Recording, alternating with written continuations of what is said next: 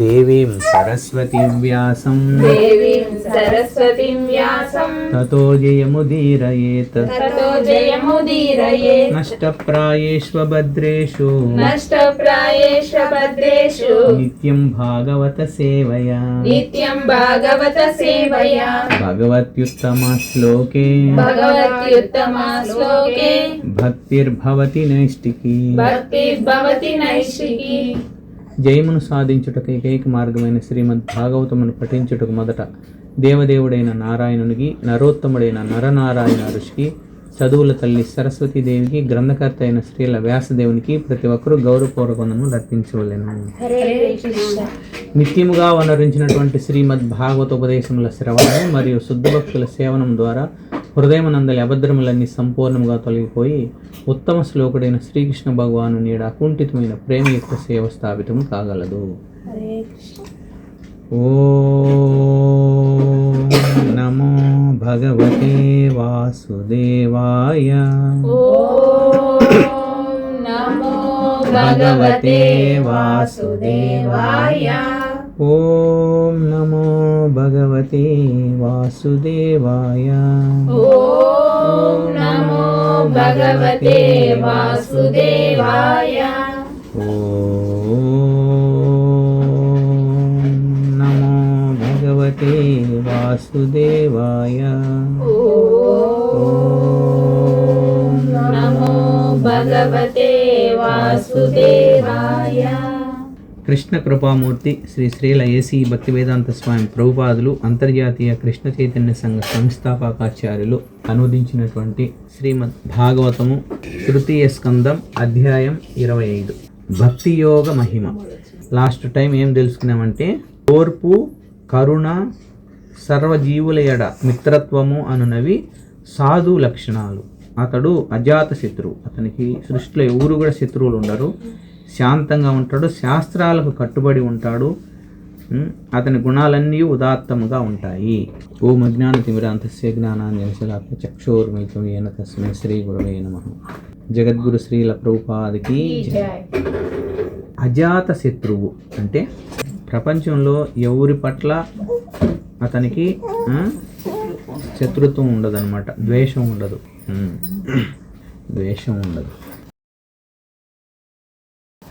ఒక రాజు ఏం చేస్తాడంటే చాలా ధర్మాత్ముడు అనమాట. బ్రాహ్మణులందరికీ కూడా భగవంతునికి అర్పించినటువంటి ప్రసాదాలు పెట్టాలని చెప్పేసి అందరికీ పిలుస్తాడనమాట. మొత్తం అన్నీ వండుతూ ఉంటారు. ఎప్పుడైతే వండుతూ ఉంటారో ఒకసారి పైన గద్ద పోతూ ఉంటే ఆ గద్ద ఏం చేస్తే చనిపోయిన పావును తీసుకొని పోతూ ఉంటుంది. అందులోంచి ఒక డ్రాపు దాంట్లో పడుతుంది విషం. ఆ విషం పడింది అనే విషయము ఎవ్వరికీ తెలియదు. రాజుకు తెలియదు, వండినోడికి తెలియదు, ఎవ్వరికి తెలియదు. కానీ తిని సుమారుగా చాలామంది బ్రాహ్మణులు చనిపోతారు. చనిపోయిన వెంటనే ఏమవుతుందంటే ఎవరు యమధర్మరాజు తీసుకుని ఆ కేసు తీసుకుంటాడు. అందరూ చర్చించుకుంటున్నారు ఎవరి మీద దీన్ని రాయాలి. చేపించినటువంటి రాజుకు తప్పు వేయాలనా, లేకపోతే ఆ వండుతూ ఉండే వాడి మీద తప్పు వేయాలనా, పాము మీద తప్పు వేయాలనా, లేకపోతే గద్ద మీద వేయాలనా, ఎవరి మీద వేయాలో అర్థం కాల వాళ్ళకు. యమధర్మరాజు కండి ఇక్కడ అందరూ ఉంటారు కూర్చొని, వాళ్ళు మంత్రివర్గం టైప్లో వాళ్ళందరికీ అడుగుతున్నారు ఏ ధర్మం మీద వేద్దామని. అందరూ వాళ్ళే నిర్ణయించారంటే కొంతమంది ఇది రాజు మీద వేయాల్సిందేను, ఎందుకంటే అతను చేపించినాడు, ఏదన్నా ప్రాబ్లం వచ్చినా అది రాజుకి చెందాల కాబట్టి రాజుకు వేయాలంటారు. రాజు అప్పుడు ఏమంటున్నాడంటే యమధర్మరాజు, రాజు ఇంటెన్షన్ ఏంది, ఆయన ఉద్దేశం అది పనిగా బ్రాహ్మణులందరికీ పిలిచి భోజనం పెట్టాలన్నాడు. అతనిలో ఎటువంటి కల్మషం లేదు, అతను మంచి చేయాలనుకున్నాడు. కానీ అతనికి ఏం తెలుసు అది పడిందా లేదా అనేది అని, కాబట్టి అతనిది ఏం తప్పు ఉండదు ఇతనిలో అని చెప్తాడు అనమాట. అలాగైతే ఖచ్చితంగా వండినోడిది వాడు గుర్తుపెట్టుకోవాలని చేయాల్సిందేను, కాబట్టి వండినోడి మీద వేయాల్సిందే అంటారన్నమాట. వండినోడు వాడి పాటుకోడు కష్టపడి అంతా కట్ చేసి అన్ని వాడి పాటుకోడు చేసుకుంటా ఉన్నాడు. వాడికి ఏం తెలుసు పైనుండి పోయింది దాంట్లో పడుతుందని, అతనికి ఏం తెలుసు, అతని మీద ఎట్లా తెలిసి ఏదన్నా ఉంటే వాడు ఆపకుండా ఉంటే అది వేరే, వాడికి తెలియదు అంటారనమాట. అట్లయితే ఖచ్చితంగా పాము మీదనే వేయాలా అంటారనమాట. ఎందుకంటే పాము మీద ఎలా వేస్తావు, అది ఎప్పుడో చచ్చిపోయింది, అది ఎత్తుకోపోతా ఉంటే దాంట్లో నోట్లోంచి ఒక డ్రాప్ పడింది, కానీ దానికి ఏం తెలియదు. చచ్చిపోయినోడు ఇప్పుడు శవం మీద మనం ఏం కేసు పెడతాం, అది ఈడబడింది ఆడబడింది అని. కాబట్టి శవం మీద మనం ఏం చేస్తాం, దానికి ఒకవేళ బతుకునే కానీ దానికి ఏం తెలుస్తుంది పాముకు అని అంటే, అట్లయితే గద్ద మీద వేయాల్సింది, అది ఎందుకు ఇదిదా అని వచ్చిందంటే. అప్పుడు గద్ద మీద ఎట్టేస్తావు, గద్దకి ఏమన్నా నాలెడ్జ్ ఉండదా మనం ఇట్నే పోవాలని, దానికి ఆహారం దొరికింది ఎత్తుకోబోతుంది అన్నాడు. ఇప్పుడు ఎవరి మీద వేయాలో తెలియలేదు, ఇది ధర్మ సంఘటనగా ఉండదు. కాబట్టి ఈ ఫైల్ అటు పక్కన పెట్టేసేయండి, మళ్ళీ చూద్దాం దాని సంగతి ఏంటన్నమాట. అలా 2 ఏళ్ళు జరిగిపోతుంది. తర్వాత మళ్ళీ రాజు కనిపిస్తుంది, ఒకసారి చాలా బ్యాడ్ జరిగింది, ఈసారైనా కానీ మనం నీట్గా బాగా భగవంతుడికి సంబంధించినట్టు చేసి కొంచెం భక్తులకు చేయాలని చెప్పేసి ఎవరైతే బ్రాహ్మణులు ఇబ్బంది పడ్డారో వాళ్ళందరి కుటుంబాలను ఆదుకుంటాడు అతను. పాపం చనిపోయినారు కదా, ఆడుకుంటాడు. తర్వాత చాలా జాగ్రత్త తీసుకుంటాడు అనమాట, ఎటువంటి పరిస్థితుల్లో ఏ ఇబ్బంది జరగకూడదు చూడండి, ఎక్కడ తేడా వచ్చింది అనేది అనేసి ఆయన చాలా జాగ్రత్త తీసుకొని చేస్తూ ఉంటారు అనమాట.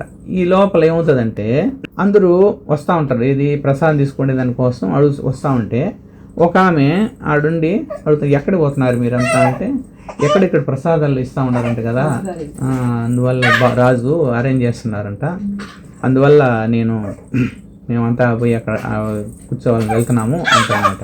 అప్పుడు ఆమె అంటుందన్నమాట, లాస్ట్ టైం ఒక ఇదే మాదిరి ప్రసాదాలు పెట్టేదానికి అందరిని పిలిచినాడు, ఎప్పుడైతే మరి ప్రసాదాలు పెట్టినాడో తిన్నోళ్ళు మొత్తం చచ్చిపోయినారు, సరేనా, కొంచెం జాగ్రత్తగా ఆలోచన చేయండి మీరు పోయి పోవాలన్నా వద్దా అనేది. లాస్ట్ టైం అదే మరి అందరిని పిలిచి పెట్టినాడు, తిన్నోళ్ళందరూ చచ్చిపోయినారు, మీ ఇష్టం, చూడు ఆలోచన చేసుకోండి పోవాలన్నా వద్దో, ఆలోచన చేసుకోండి అని చెప్పినారు అనమాట. ఎప్పుడైతే ఆ మాట అన్నాడో వెంటనే ఎవరు యమధర్మరాజు వెంటనే ఫైల్ తీసుకురాన్నట్టు అనమాట. అవునా, ఫైల్ తీసుకొని వచ్చినాక ఏమంటే మొత్తం దీనికి సంబంధించిన ఫలితం అంతా, పాపం ఉండదు కదా ఫలితం మొత్తం ఆ మీద అకౌంట్లో వేసేయండి. ఏమైంది అంటారనమాట, అంటే ఒక భగవంతుని కార్యం చేసేటప్పుడు యమధర్మరాజుకే డౌట్ వచ్చింది ఎవరి మీద వేయాలనేది. ఈ నిర్ణయం చేసింది ఏమని, పోయినసారి చచ్చిపోయినారు ఇప్పుడు కూడా ఆలోచన చేసుకొని పోవాలి దాన్ని. అంటే భగవంతుని దారికి వచ్చేటప్పుడు మనకు హాఫ్ నాలెడ్జ్తో మనం ఏం చెప్పాలని చెప్పకుండా మన నోటుకు వచ్చేసినప్పుడు అనేస్తాం, ఏదో ఒకటి అనేస్తాం, వచ్చే వాళ్ళగా రానివ్వకుండా చేస్తాం, ఏదో ఒకటి ఐడియా వేస్తాం అంతా మనల్ని, అలా వేస్తాం అన్నమాట. తెలుసో తెలియజేసినప్పుడు ఎంత వచ్చి పడిపోయిందో చూడు, ఎంతమంది బ్రాహ్మణులు చనిపోయిన పాపం తా మీద వేసారు చూడు. అందువల్ల మనకు 100% మనకు తెలుసున్నా కూడా ఎవరైనా ఒక గొప్ప వాళ్ళ సలహా తీసుకొని మనం ఏదన్నా కానీ కామెంట్ చేయాలి, కానీ మనం టక్కన అలా చేస్తూ ఉంటాం. కాబట్టి ఇక్కడ మనం తెలుసుకోవాల్సింది, భగవంతుని కార్యక్రమాలకి కూడా మనం దేని మీద వ్యతిరేకత అనేది ఉండకూడదు, ఎప్పుడే కానీ సాధ్యమైనంత వరకు మనం సహకరించేదానికే ఉండాలన్నమాట ఎప్పుడు కూడా.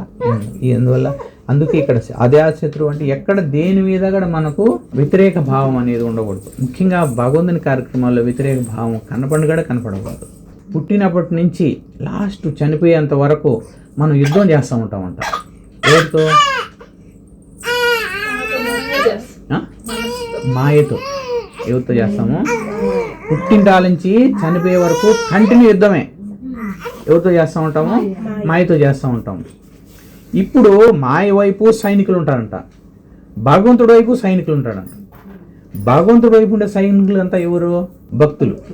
అంటే వాళ్ళు ఎప్పుడు భగవంతుడి కాడికి రండి, భగవంతుడి కార్యక్రమంలో పాల్గొనండి, భగవంతుడి గురించి వినండి అని చెప్పేవాళ్ళు భక్తులు. భగవంతుడి కాడికి పోగాకండి, ఆడ అవసరం లేదు, ఏదో ఒక విధంగా అడ్డపుల్ల వేసే రకం అంతా భౌతిక. అప్పుడు మనం ఏ ఊరు పక్క సైనికుడిగా ఉంటాం? మాయ వైపు సైనికుడిగా ఉంటామా, భక్తుల వైపు సైనికుడిగా ఉంటామా? పోరాడడం తప్పనిసరి. ఇప్పుడు ఈ మహాభారత యుద్ధంలో నకులు సహదేవులు ఒక మేనమామ ఉన్నాడు చూడు, ఆయన శల్యుడు. ఆయన ఇంటికానికి అనుకుంటా వచ్చాడు, ఏమని, పాండవుల పక్క నేను నిలబడాలా అని చెప్పి అనుకుంటా వచ్చాడు. ఆయన ఎప్పుడైతే వస్తున్నాడని తెలిసిందో దుర్యోధనుడు ప్లాన్ ఏం వేసినాడంటే, అడుగడుగున అన్ని మంచి బ్రహ్మాండమైన పదార్థాలన్నీ ఒక 2-3 గంటలు పోయేటప్పటికి మళ్ళీ మంచి తినేదానికి అంత ఆహారం అంతా ఎక్సలెంట్గా చేసినాడు అన్నమాట. అక్కడంతా తిన్నాడు. వస్తూ ఉంటే కొంతసేపు తర్వాత తిన్నాక ఇంతకు ఎంత అరేంజ్ చేసింది ధర్మరాజే కదా అంటేనే సైలెంట్గా దుర్యోధనుడు వచ్చాడు ముందుకు. మీరు మాకు చాలా బంధువులు దగ్గర వాళ్ళు మీకోసం ఇదంతా అరేంజ్ చేసినాము అని అంటే అవునండి ఈ మాట మార్చుకోలేక ఎందుకు ఏం కావాలంటే మా వైపు నిలబడి యుద్ధం చేయండి. చూడు ఉత్సాహం ఎవరి కోసము? పాండవుల కోసం. అదే విధంగా మనం భగవంతుడి దగ్గరికి వస్తా ఉండేటప్పుడు మధ్యలో ఎవరో ఒకరు ప్లాన్ వేస్తారు, ఏం పోతావు లేదంటే ఇది చేస్తాం అది చేస్తామని మైండ్ మారిపోతుంది, వెళ్ళిపోతాం. మనమేమో భగవంతుడి వైపు రావాలనుకున్నా ఎవరో ఒకరు మనం డిస్టర్బ్ చేసి ఏం చేస్తారు, మాయ వైపు లాగేస్తూ ఉంటారు అన్నమాట. అందువల్ల చాలా జాగ్రత్తగా మనం ఎవరు మాయ వైపు లాగేసి ఇప్పుడు ఇలాంటి వాళ్ళు ఎవరా ఏం చెప్పింది పోయినసారి చనిపోయినారు ఏమో చూడు మీ ఇష్టం అని అడిగేటప్పటికి మొత్తం ఆమె మీద పడిపోయింది. చాలా జాగ్రత్తగా ఉండాలి భగవంతుని విషయంలో మాత్రం. హరిబోల్ అంటే భగవంతుని విషయం అంటే భక్తుల విషయం ఏదైనా భగవంతు కార్యక్రమాలు. ఓకే, హరే కృష్ణ. అటువంటి సాధువు అనన్య భావముతో దృఢమగు భక్తియుత సేవ యందు నెలకొని ఉండును. భగవానుని కొరకతడు లోకమందలి అన్నిటికంటే ముఖ్యమైన ప్రయారిటీ మనం భగవంతుడికి ఇవ్వాలి. ఇప్పుడు లోకమందలి స్వజన సంబంధాలు మరియు మిత్ర సంబంధాలు వంటి సమస్త సంబంధములను త్యజించి వేయాలి. త్యజించి వేయడం అంటే ఇక్కడ ఉద్దేశము అందరినీ వదిలేయమని కాదు. అక్కడ ఏం చెప్తారంటే ఇంట్లో ఉండే ప్రతి ఒక్కరితోనూ మనం చెప్పినట్టే మనం అంతా వింటా ఉండారు, మనం అంతా ఒకటిగానే ఉండారు అన్నట్లుగానే ఉంటారు. లోపల మాత్రము ఎప్పుడు భగవంతుని గురించి ఆలోచన చేస్తూ ఉంటారు. క్లోజ్గా వేరే వాళ్ళతో ఎవరితో ఉండరు అన్నట్టుగానే ఉంటారు. కానీ లోపల మాత్రము భగవంతుడు అంటేనే భగవంతుడి గురించి ఎక్కువ ఆలోచనలు ఉంటాయి. భగవంతుడి కార్యక్రమం ఎలా చేద్దాము అలా ఉంటాయి అన్నమాట. మాట్లాడడం ఏమో అంతా భలే క్లోజ్గా ఉన్నట్లే ఉంటుంది అనమాట. అదే విధంగానే ఇంట్లో కూడా ఉండాలి అంటారు అనమాట. నేను అందరినీ త్యజించేస్తాను మీరంతా వెళ్ళిపోవడం నేను భగవంతుని తప్ప చేస్తాను అట్లా కాదు ఇక్కడ చెప్పడం అనేది. అంటే అందరితోనూ క్లోజ్గానే ఉంటాం, అందరితోనూ బాగా మాట్లాడుతూ అన్నీ చేస్తాం, కానీ మనసులో మాత్రం ఏముంటారు భగవంతుడే ఉంటారు. అది అనమాట, అది డిటాచ్మెంట్. అంటే కొంతమంది భగవంతుడి దగ్గరే ఉన్నట్టే ఉంటారు, కానీ మనసులో రకరకాల వేరే వేరే ఆలోచనలు అన్నీ ఉంటాయి, నిండుంటాయి. అలా కాదు ఉండవలసింది. ఎప్పుడు ఆలోచనలు ఎవరి మీద ఉండాలి, భగవంతుడి మీద ఉండాలి. వ్యవహారం మామూలుగా ఎవరితో అందరితోనూ బాగా క్లోజ్గా ఉన్నట్టే ఉండవచ్చు అనమాట. అది ఇక్కడ చెప్తా ఉండేది. ఎవరిని వదులుకోవని చెప్పడం లేదు అని శ్రీల ప్రభుపాదులు వారు చెప్తాడు. ఈ మనం ఉండేది భౌతిక ప్రపంచంలో అందరితోనూ క్లోజ్గానే ఉండాలి, మనసులో ఏమి ఉండాలి, భగవంతుడే ఉండాలి, అలా చెప్తారు అనమాట. దేవదేవుడకు నన్ను గూర్చిన శ్రవణము కీర్తనలందే సదా నెలకొని ఉండి సాధువులు భౌతిక క్లేశములచే తప్పింపబోరు. మనము ఇక్కడ ఏం చెప్తానంటే దేవదేవుని గురించి శ్రవణం వినాలి. అత్యంత టాప్ మోస్ట్ ఉండేటి రెండు ఏంటంటే మాట వినడం. మనకు మాట్లాడే మాట అంత పవర్ఫుల్ అన్నమాట. ప్రపంచంలో ఉండే సర్వం ఎన్ని ఉన్నాయో అన్ని రకాల కంటే టాప్ మోస్ట్ ఇంపార్టెంట్ ఏంది మాట అన్నమాట. మన మాటకు అంత పవర్ ఉంది అనమాట. అందుకని భగవంతుని నామజపం చేయాలనేది ఎందుకు, మాటకు అంత పవర్ అనమాట. భగవం అంటే నామజపం చేసేటప్పుడు భగవంతుని పిలుస్తూ ఉంటా. దారిలో వెళ్ళేటప్పుడు మనకి ఏదో ఇబ్బంది వచ్చింది, దూరంగా మన తండ్రి ఉన్నాడు, మనం ఏం పిలుస్తాం, ఓ నాన్న అని అంటాం కదా. అన్నప్పుడు ఆయన పరిగెత్తుకుంటూ వస్తాడు కదా. ఆ విధంగా ప్రతి ఒక్కరికి ఏదో ఇబ్బందులు అనే ఉంటాయి, ఇబ్బంది లేకుండా ఉండవు అనమాట. మనం ఎలా పిలవాలంటే ఓ కృష్ణ అని చెప్పి ఏమిరా అని పరిగెత్తుకుంటూ రావాలన్నమాట. భగవంతుడి యొక్క కృప అంత ఉంటుందన్నమాట. మనము భగవంతుని యొక్క నామజపం చేసేటప్పుడట భగవంతుడిని మనం ఆర్తిగా పిలుస్తూ ఉన్నట్లు ఉండాలట. కృష్ణ రా అని పిలుస్తూ ఉన్నట్టు ఉండాలంట. ఎప్పుడెప్పుడు తొందరగా అయిపోతుంది మాలని గురించి కాకుండా చేసే ప్రతిసారి హరే కృష్ణ కృష్ణ కృష్ణ హరే హరే హరే రామ రామ రామ హరే హరే అని మనం ప్రతి మాటలో భగవంతుని కృష్ణ నువ్వురా అని పిలిచేట్టుగా ఉండాలట. నువ్వు ఎంతసేపు చేస్తావు అనేది ముఖ్యం కాదు, ఎంత ఇష్టంగా చేస్తున్నావు అనేది ముఖ్యం అనమాట అక్కడ. అది చెప్తున్నారు అనమాట. అందుకే శ్రవణము. అందుకని మనం చెప్పేది మనం వినాలట. హరే కృష్ణ కృష్ణ కృష్ణ హరే హరే హరే రామ రామ రామ హరే హరే అని మనం చెప్పాలి. చెప్పింది మళ్ళా వినాలన్నమాట. ఈ రెండు ఉన్నప్పుడు దానికి ఎక్కువ ఫలితం అనమాట. అది అందుకు చెప్తున్నాను అనమాట. అది శ్రవణము కీర్తనము అంటే చెప్పడము వినడము రెండు కూడా సదా నెలకొని ఉండి సాధుజీవులు భౌతిక క్లేశాల నుంచి తప్పింపబోరు. భౌతిక క్లేశాల నుంచి తప్పింపబోరు. భౌతిక క్లేశం అంటే ఏంటి? భౌతిక క్లేశాలు అనేటి మూడు. దాన్ని త్రివిధ తాపాలని కూడా అంటారు అనమాట భౌతిక క్లేశాలు. భౌతిక క్లేశాలు ఏంటి అంటే మన మనసు పెట్టే బాధలు, ఇతరుల దగ్గర నుంచి వచ్చే బాధలు. మనసు పెట్టే బాధలు అంటే మనసు ద్వారా వచ్చేటువంటి బాధలు, మనసు వల్లనే శరీరానికి కూడా బాధలు రావచ్చు. తర్వాత రెండోది వచ్చి ఇతరుల వ్యక్తుల నుంచి వచ్చే బాధలు, మూడోది వచ్చి ప్రకృతి నుంచి వచ్చే బాధలు. 3 బాధలు ఉంటాయన్నమాట. ఇవే టాప్ మోస్ట్ మనకి ఇబ్బంది పెట్టేటి. శరీరంకి వచ్చి ఇప్పుడు ఏదైనా దగ్గో జలుబు నుంచే పోతుంది, కానీ మనసు వచ్చింది బాధపడింది అనుకో, అది మనం ఎంత హెల్తీగా ఉన్నా మనసు కానీ బాగలేకపోతే దిగాలుగా ఉంటాం, ఏదో పోయినట్టుగా ఉంటాం. అంటే మనకు మనసు పెట్టే అంత టార్చరు శరీరం వచ్చే బాధలు కూడా ఉండదు. అందుకని ఈ భౌతిక క్లేశాల నుంచి బయటపడాలంటే ఏం చేయాలట? భగవంతుని నామం పలకాలి, అది వినాలి. అది ఎలా ఉండాలంట? ఆర్థికంగా కృష్ణ నువ్వురా అని పిలవాలంట. అప్పుడు ఆయన ఏమిరా అని చెప్పి మన దగ్గర రావాలి, ఏమ్మా అని చెప్పి రావాలి దగ్గరికి. ఒక ఆయన చెప్పడం భలే ఎక్సలెంట్గా చెప్తారు, కొంతమంది చెప్పడంలో చెప్తారు. ఎక్కడ చెప్తారంటే భగవంతుడు మొహమాట పడిపోవాలంట. అరే నేను ఇంతగా పిలుస్తున్నాడు, మనం పోకపోతే ఏం బాగుంటుందని. మనం పిలిచేటప్పుడు మన భగవంతుడు నా మాల చేసేటప్పుడు భగవంతుడు ఏం చేయాలనుకుంటా? మొహమాట పడాలంట. అది భగవంతు దగ్గర రెండుసేపు ఉండిపోదనుకుంటా. ఏమది బాగా వచ్చా రారా, చూడు వీళ్ళతే వచ్చా, లేకుంటే పో నీ ఇష్టం లేదు చూసుకో అని అంటే అది వేరు. అలా హరే కృష్ణ హరే కృష్ణ కృష్ణ కృష్ణ హరే హరే అంటే ఏమిరా అని చెప్పే దాంట్లో మనం ఆర్తిగా. కాబట్టి ఏలయన నా లీలలకు కర్మలకు సంబంధించిన ఆలోచనలే ఎల్లప్పుడూ కలిగి ఉండాలి. చూడు ఎంత చెప్తున్నాడు క్లియర్గా. ఎందుకంటే ఆయనకు సంబంధించినట్టుగా ఉండాలన్నమాట. మనకి 24 గంటల టైం వచ్చింది, ఏదో 10 నిమిషాలే మాల చేస్తుంది. ఈ 10 నిమిషాలన్నా మనసు కంప్లీట్గా ఆయన మీద పెట్టి చేద్దాం, 6 నుంచి మళ్ళీ అట్ట బానీయకుండా అని మనం కొంచెం ఆర్తి చేసినప్పుడు అది చూస్తాడు భగవంతుడు, గట్టిగా పట్టుకుంటాడు అనమాట భగవంతుడు. అంత కరుణామయుడు అనమాట భగవంతుడు. ఇదే సేమ్ చెప్తున్నాడు. దేహానికి మనసుకు సంబంధించింది, ఇతరుల జీవుల నుంచి వచ్చేది, ప్రకృతి నుంచి వచ్చేటువంటి ఇలాంటి ఈ భౌతికమైనటువంటి ఈ క్లేశాలన్నింటినీ కూడా భగవంతుడు ఎప్పుడు కాపాడతాడు. మనస్సు సదా కృష్ణ భక్తిలో ఉండే విధంగా మనం ప్లాన్ చేసుకోవాలట. అందరితోనూ క్లోజ్గా ఉన్నట్లే ఉంటాడు. ఏం చెప్పాడు ఇక్కడ? సమస్త విషయాలను త్యజించాలి అంటే ఎక్కడి నుంచి త్యజించాలి? మనసులోంచి త్యజించాలని అర్థం. నువ్వు మనసులో మనము రకరకాల ఆలోచనలు పెట్టుకోకపోయినా కానీ అది రోజు ఏం గడిచిపోతూ ఉంటుంది. మనము అనుమతిస్తాం అన్ని విషయాలు. ఇప్పుడు కూర్చున్నాము, ఇక్కడ ఏదో అప్పుడు జరిగిపోయిన విషయం ఇంకోటి ఏదో వచ్చింది మైండ్లోకి వస్తానే ఒక స్టోరీ స్టార్ట్ అయిపోతుంది లోపల.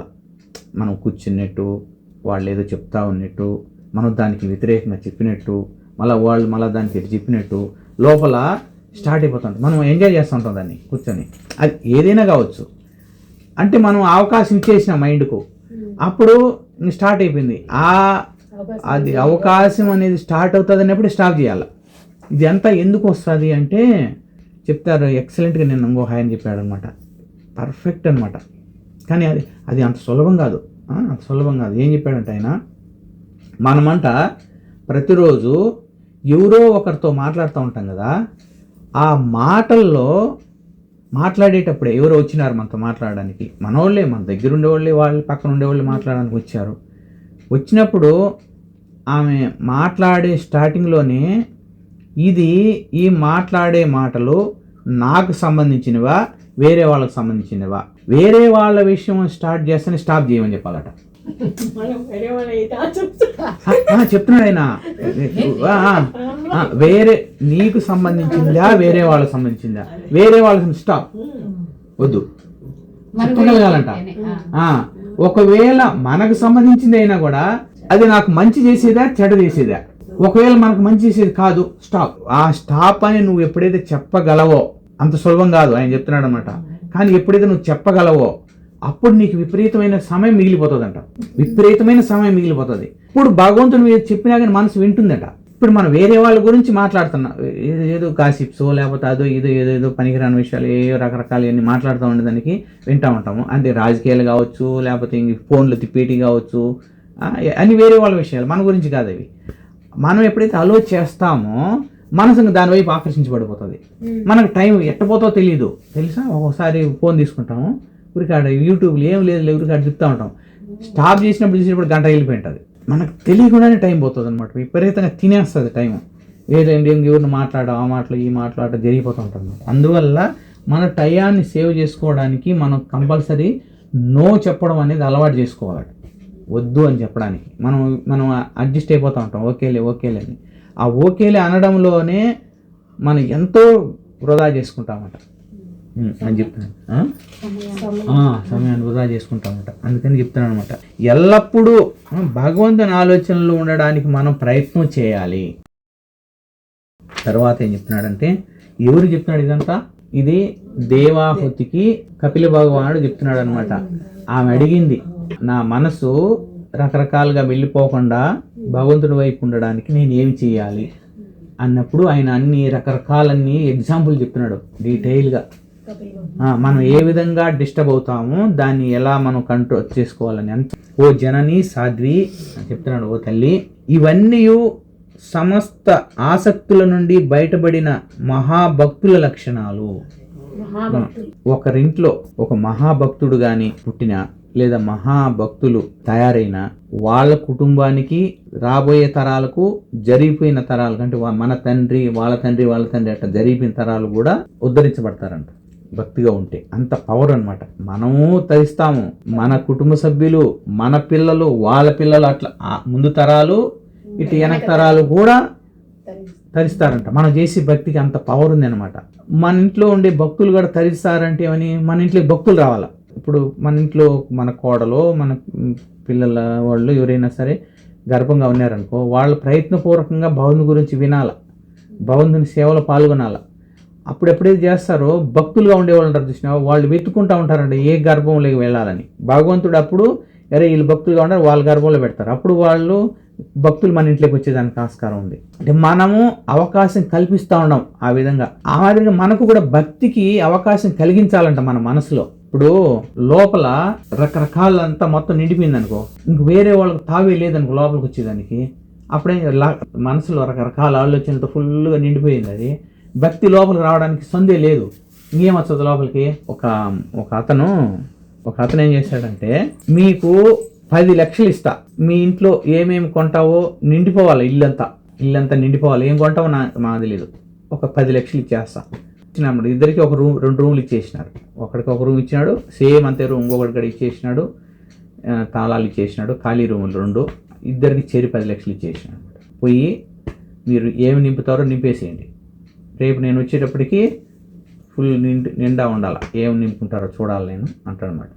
ఈ 10 లక్షలు ఒకడుకు కనపడే సామాన్లన్నీ ఏంటంటే కొనుక్కోవచ్చి చెత్త నింపేసినాడు అనమాట. ఇంకా ఉంటే బాగుండు, సరిపోలేదని. ఇంకొకటి ఏం చేసినాడంటే, దాంట్లో ఒక 100 రూపాయలు ఎంత ఖర్చు పెట్టినాడు, మిగిలినంత డబ్బు ఎత్తుకొని అతనికి ఇచ్చేసినాడు. నాకు ఖర్చు కాలేదు, అంతే అయిందనమాట. నింపేసిన ఈడు మొదటి దాంట్లో ఓపెన్ చేసినాడు. అన్ని రకరకాల వస్తువులు, చెత్త చెదారం, అన్ని రకరకాలన్నీ ఏమేమి తెచ్చినాడు, వాడికి బుద్ధి పుట్టినట్టని తీసుకొని చేసినాడు. దాంట్లో అవతలు ఓపెన్ చేసి శుద్ధంగా ఒక టేబుల్, చిన్న టేబుల్ అనేది భగవంతుడు ఉన్నది, దీపం ఉన్నది, దీపం ముందర దీపం వెలిగించేసి కూర్చున్నాడు. అంతే. ఏమన్నాడంటే, ఈ ఇంట్లో ముందు మబ్బుగా ఉన్నింది, భగవంతుని పటం తీసుకొని వచ్చి దీపం పెట్టేశాను, ఇల్లంతా వెలుగుతో నింపేశా. అతను కనపడిన సామాన్లన్నీ తీసుకొని చేసేసినాడు అసలు. ఇప్పుడు డబ్బు మిగిలిపోయింది, అతను నింపాలన్నాడు. నువ్వు వస్తువులతో నింపాలని చెప్పలేదు కదా, నీకు ఇల్లంతా నిండిపోవాలన్నాడు. దేంతో నిండిపోవాలని చెప్పలా. అతను 10 లక్షలు ఇచ్చేసినాడు. ఈడు బుర్ర ఏం చేసినాడు, నింపాలన్నాడు కదా, మొత్తం ఏమేమి నింపాలి తీసుకొని చేసినాడు అన్నమాట ఫుల్.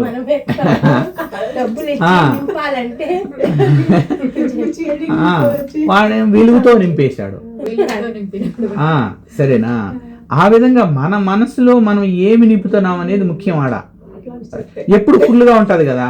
అందువల్ల ఏం చేయాలంటే, మనం భగవంతుని సంబంధించిన విషయాలు లోపలికి వచ్చే కొద్దీ ఈ కొంచెం లోపల ఉండేటి అంట వెనక పక్క నుంచి చిన్న రంధ్రం ఉంటుందంట. మన మనుషులు భగవంతుడి దగ్గరికి క్యూలో పోతున్నాం అనుకో, ఇంచి పోయిన క్యూ అవతల నుంచి అట్ట వెళ్ళిపోతూ ఉంటుంది. ఒక్కొక్కసారి క్యూ పోదు, వాళ్ళు అట్టే నిలబడే ఉంటారు. బయట ఉండే వాళ్ళు పాండి అని అయినా మేము వెనక పోయే వాళ్ళు రావాలంటాం అనేది వాళ్ళు బారు. అప్పుడు ఏం చేస్తారు వీళ్ళు మనుషులు, తోసేస్తారు. తోయడానికి లోపల పోతారు అన్నమాట, బయటకు పోతారు. అలాగా మనం బయట నుంచి భగవంతునికి సంబంధించిన దాన్ని తోసేయాలి లోపలికి. అప్పుడు మామూలుగా ఉండేటి పోతాయి బయటికి. మనం వెయిట్ చేస్తామని అనుకో బాగుంది తర్వాత, ఎందుకు ఇప్పుడు వీడికి 6 గంటలకు రావాలనుకుంటాం అనుకో, 5:45 6 గంటలు అయ్యేటప్పటికి శరీరాన్ని తోసేయాలి వీడికి వచ్చేటిగా, సరేనా? లేదంటే మనసు ఏమంటుంటుంది, ఇంకా టైంలా 15 నిమిషాల తర్వాత పోదాం, 30 నిమిషాల తర్వాత పోదాం అంటే లోపల ఉండేది కదలవు అనమాట అవి. అప్పుడు మనం ఏం చేయాలా, తోసేసేయాలి శరీరం, వచ్చేసింది అనుకో వీడికి అయిపోతుంది, మళ్ళీ ఆటోమేటిక్గా పోతాయి బయటికి. వీటికి వచ్చినాక ఆలోచనలు ఉంటాయి ఉండవు, ఈ 2 సేపు బాగుంటాయి, ఈ మళ్ళీ 8 తర్వాత మళ్ళీ ఏమొస్తాయి తర్వాత విషయం, సరేనా? అందువల్ల ఆ టయానికి శరీరాన్ని తోసేయాలి వీడికి వచ్చేసేట్టుగా, అది అన్నమాట. ఎవరైతే ఆ విధంగా సమస్త ఆసక్తుల నుండి బయటపడిన మహాభక్తులు లక్షణాలు అనమాట. అన్ని రకాల ఆసక్తుల నుంచి బయటపడడం అంటే మనం ఒకటే చేయగలం. ఒకటి చెప్తారనమాట, ఏమంటారంటే ఒక గ్లాసులో తెల్లటి నీళ్లు ఉన్నాయి, దాంట్లో 2 ఇంక్ డ్రాపులు వేసినాం, బ్లూ వేసినామో ఏదైనా ఇంకులు వేసేసినాం, వేసేటప్పటికి నీళ్ళన్నీ ఏ కలర్లో తిరుగుతాయి. మనకుండే శక్తికి ఆ నీళ్లను పడేయలేమాట. ఇప్పుడు ఈ క్షణంలో మన మనసులో ఉండేటువంటి రకరకాల ఆలోచనలు తీసి పక్కన పడేసి భగవంతుని నింపేయగలమా? అంత ఈజీ కాదు కదా. అంత ఈజీ అయితే రేపటికి మనం తరించిపోతాం, భగవంతు దగ్గరికి వెళ్ళిపోతాం. అలా కాదు. అందుకని మనం ఏమి చేయగలము, దాంట్లో ఇంకా కొన్ని నీళ్లు పోయగలమంట. మళ్ళీ నువ్వు ఇంకి నీళ్ళు పోస్తావా, వైట్ నీళ్ళు పోస్తావా? మళ్ళీ ఇంకి నీళ్ళు పోసినావు అనుకో, ఇంకా 2 డ్రాపులు వేస్తావు అనుకో ఇంకు డ్రాపులు, ఇంకా దూరం అయిపోతాం, భగవంతుడికి ఎంత కావాలంటే అంత దూరం అయిపోతాం. ప్రయత్నపూర్వకంగా మంచి నీళ్ళు పోస్తా ఉన్నాం అనుకో, లోపల ఉండేటి పొల్లిపోయి బయటికి రాను ఏమవుతాయి, ప్యూరిఫై వచ్చేస్తుంది అనమాట. కానీ మనకు వైట్ నీళ్ళు అట్లా పోత్సాని అప్పుడే తెలిపి వచ్చేస్తుందా? రాదు. ఫర్ ఎగ్జాంపుల్ ఇంకొక విషయం చెప్తారు, ఫ్యాన్ తిరుగుతూ ఉన్నది, స్విచ్ ఆఫ్ చేస్తే టక్క నిలబడుతుందా? కొంచెంసేపు తిరిగి ఆఫ్ అయిపోతుంది. అదేవిధంగా మనం కూడా దాంట్లో నీళ్లు పోసా ఉంటే అప్పుడు ప్యూరిఫై అవుతుంది అనమాట. అందుకని లోపల ఉండే సమస్త విషయాలను బయటికి తోసేస్తాడు అని ఇక్కడ చెప్తా ఉండేది. ఎలా తోసేస్తాడంటే భక్తికి సంబంధించిన విషయాలు మనం మనసులో తోస్తూ ఉన్నారు, వేటాలన్నారు. అందుకు ఇది చెప్తాను, అటువంటి పవిత్రాత్మల సాంగత్యమునే నీవు తప్పక కోరవలను. అందువల్ల భక్తుల సాంగత్యము మనం ఉండాలి, భగవంతుడి దగ్గర ఉండాలన్నమాట. భగవంతుడి దగ్గర ఎప్పుడైతే ఉంటామో భౌతిక విషయాలు కొంచెం దూరం అవుతూ ఉంటాయి అన్నమాట. ప్రయత్నపూర్వకంగా భక్తిని పెంచుకోవాలా. ఏలైనా భౌతిక ఆసక్తి యొక్క దుష్ట ప్రభావములను అది నశింపచేయగలదు. భగవంతుడి దగ్గరికి ఎప్పుడైతే మనం వస్తామో భౌతిక విషయాల వల్ల వచ్చే దుష్ట ప్రయోజనం అంటే ఏంటి?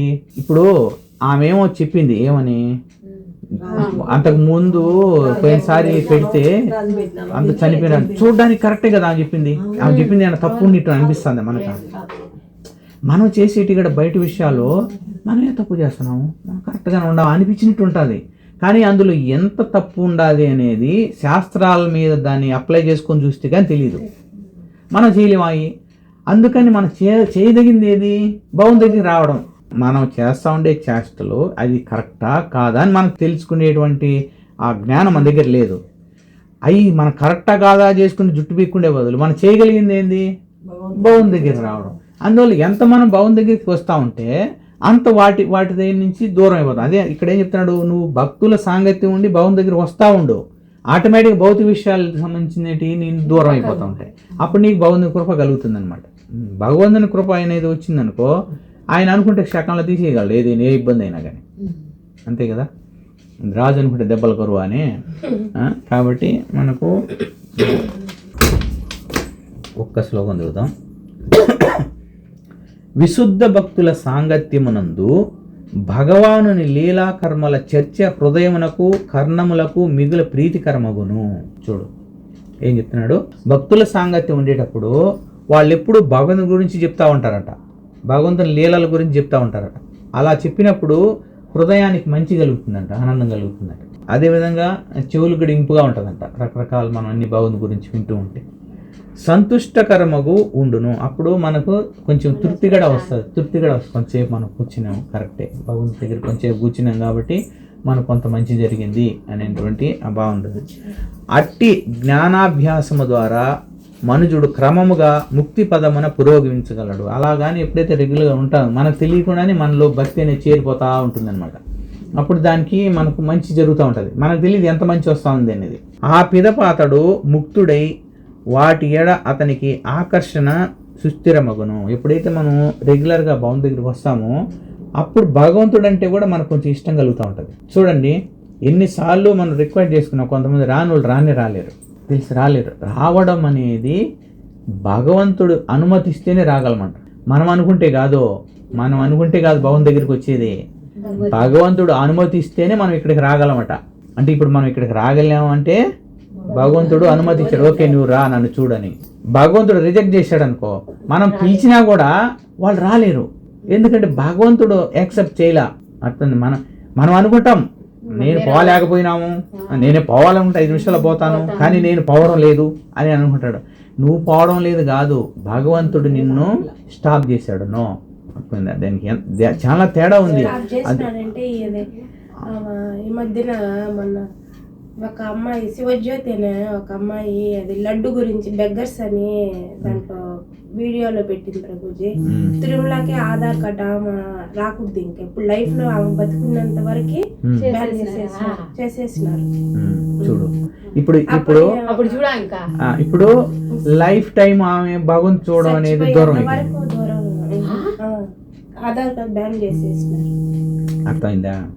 ఇప్పుడు ఆ మామూలుగా మనం అనుకోవచ్చు, నేను అనుకుంటే 5 నిమిషాల మీద భగవంతుడు చూస్తాను. భగవంతుడి యొక్క అనుగ్రహం లేనిదే నువ్వు ఇక్కడికి రాలేవు. అందుకని 2 ఉంటాయంట, పాపము పుణ్యము. పాపం ఏం చేస్తుందంటే భగవంతుడి నుంచి దూరం చేస్తుంది, పుణ్యం ఏం చేస్తుందంటే భగవంతుడి దగ్గరికి చేరుస్తుంది అన్నమాట. అందువల్ల మనం ప్రయత్నపూర్వకంగా పుణ్యం చేయాలట. అందువల్ల భగవంతుడు అది ప్రయత్నపూర్వకంగా రెగ్యులర్గా రావాలనుకునే వాళ్ళకు పాపాలను పక్కకు తొలగించేసి ఆయన టిక్ మార్క్ వేసి నీకు అనుమతి చేసిన, అందువల్ల వాళ్ళు రాగలుగుతారు భగవంతుడి దగ్గరికి. తదనంతరం మిగులు భక్తియుత సేవ ఆరంభమవుతున్నది.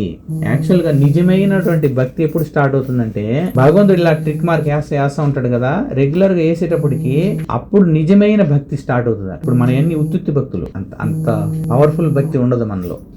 ఇలా ఉండొచ్చు కానీ నాలో ఎందుకంటే ఏం చెప్తున్నామంటే ఏమవుతుందంటే మనం ఏదో యాంత్రికంగా వచ్చినట్టు ఉంటుంది.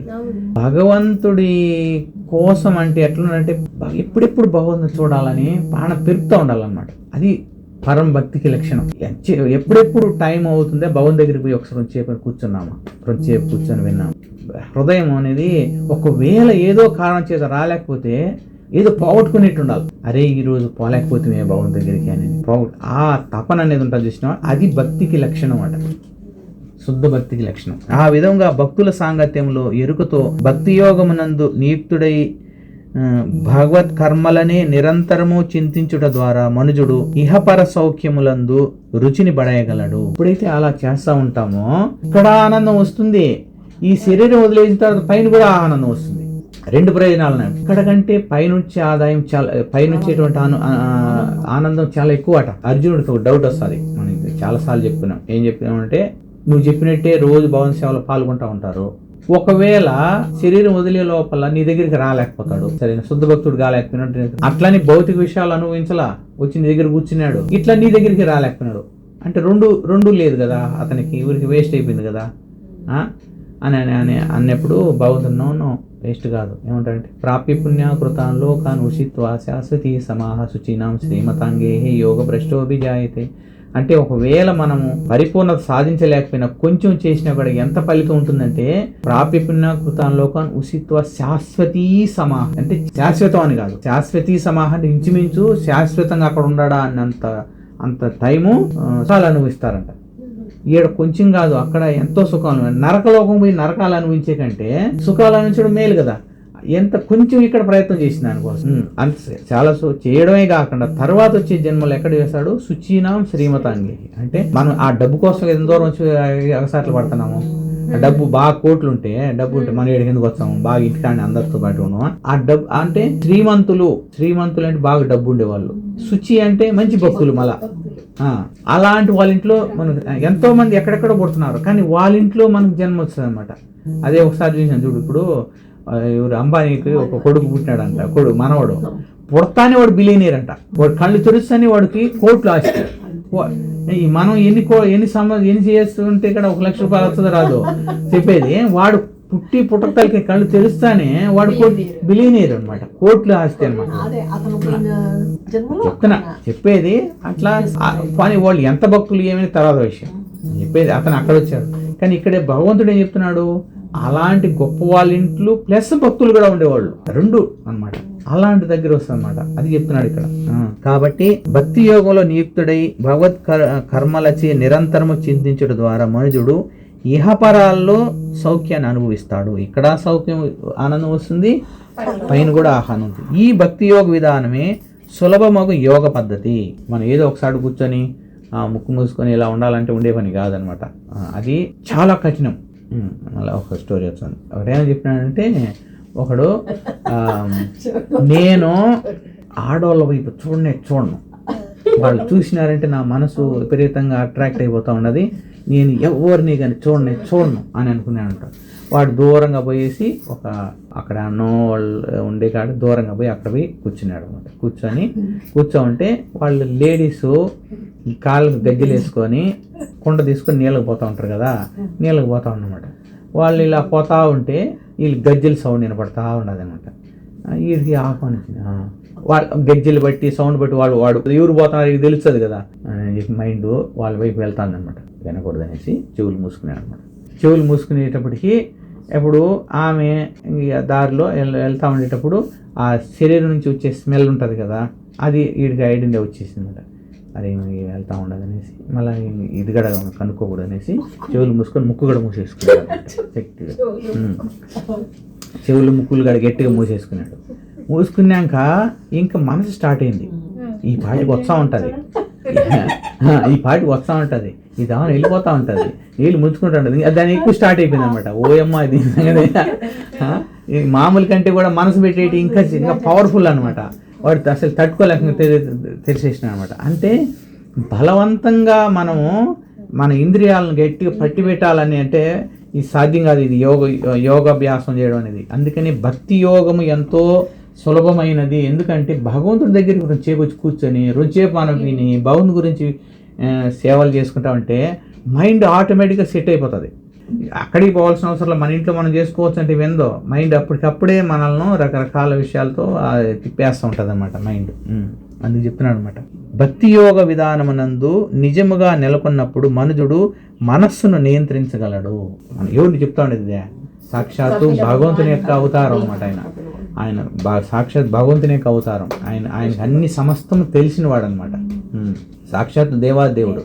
ఇప్పుడు కంప్లీట్గా తెలిసినవాడు, అతనే సృష్టి అంతా చేసినవాడు, అతను అనుకుంటే ఏదైనా చేయగలడు. అలాంటి అతను చెప్తా ఉండేటప్పుడు అది పర్ఫెక్ట్గా ఉంటుంది అనమాట. అతను ఏం చెప్తున్నాడు క్లియర్గా, ఎప్పుడైతే మనం భక్తి యోగంలో రెగ్యులర్గా నెలకొని ఉంటామో అప్పుడు మనసు మనకు కంట్రోల్ చేసుకోండి, మనకు కంట్రోల్ అవుతుంది అనమాట. మనసే ఎక్కువ మనకు ఇబ్బంది పెట్టేది. ఎన్నోసార్లు రకరకాలైనవి ఎన్నో ఆలోచనలు ఇస్తూ ఉంటుంది, మనల్ని తిప్పేస్తూ ఉంటుంది. సరే, ఈరోజు నిలుద్దాం వీడికి. కాబట్టి భగవంతుని యొక్క సేవలో మనం పాల్గొనడం అనేది చాలా ఇంపార్టెంటు అని అనేసి మనకు చెప్పాడు. తర్వాత ఏం చెప్తాడో మనం చూద్దాం. కపిల భగవానికి జై, దేవాహుతికి జై, శ్రీమద్ భాగవత పఠన్ మహామహోత్సవకి జై, కోవిడ్ భక్త బృందంకి జై, జగద్గురు శ్రీల ప్రభుపాదకి జై, అనంతకోటి వైష్ణవ భక్త బృందకి జై, శ్రీ హరినామ సంకీర్తన మహాయజ్ఞకి జై, నితాయ్ గౌర్ ప్రేమానందే. హరి హరి బోల్. హరే కృష్ణ.